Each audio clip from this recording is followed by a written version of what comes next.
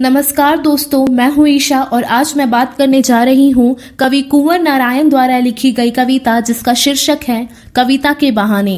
तो चलिए दोस्तों, शुरू से इस कविता को समझने का प्रयास करते हैं।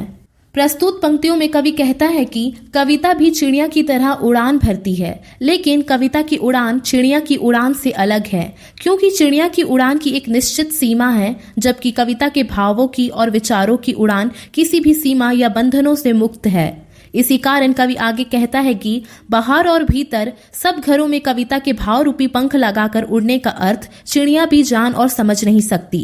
वास्तव में कवि की असीम कल्पना के पंख लगे होते हैं, इसलिए कविता के पंखों की बराबरी चिड़िया के पंख नहीं कर सकते। प्रस्तुत पंक्तियों में कवि कहता है कि कविता का खिलना फूलों के खिलने की तरह ही है, लेकिन कविता के खिलने और फूलों के खिलने में एक अंतर है।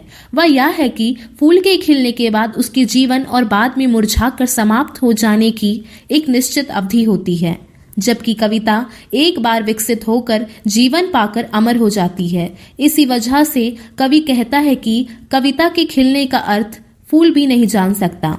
कवि यह स्पष्ट करना चाहता है कि फूल जिनके खिलने में आनंद है, उत्साह है, जिनमें कोमलता और आकर्षण भी है, वे भी कविता की बराबरी नहीं कर सकते, क्योंकि कविता अनंत जीवन और आनंद से युक्त होती है।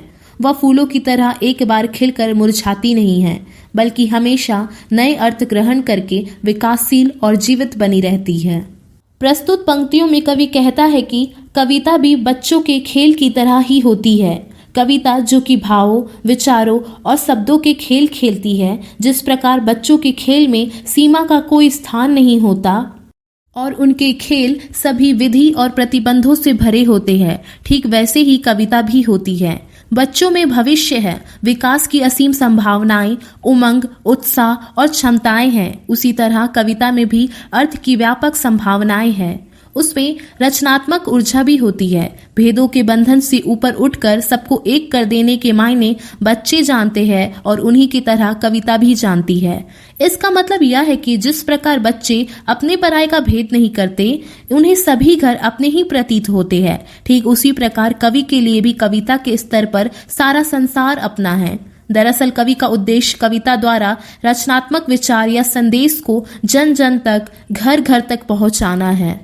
तो दोस्तों, इस वीडियो को लाइक और शेयर करके आप हमारा आत्मविश्वास बढ़ा सकते हैं और हमारे चैनल पर पहली बार आए हैं तो चैनल को सब्सक्राइब जरूर करें और यह वीडियो आपको कैसी लगी हमें कमेंट बॉक्स पर लिखकर जरूर बताएं।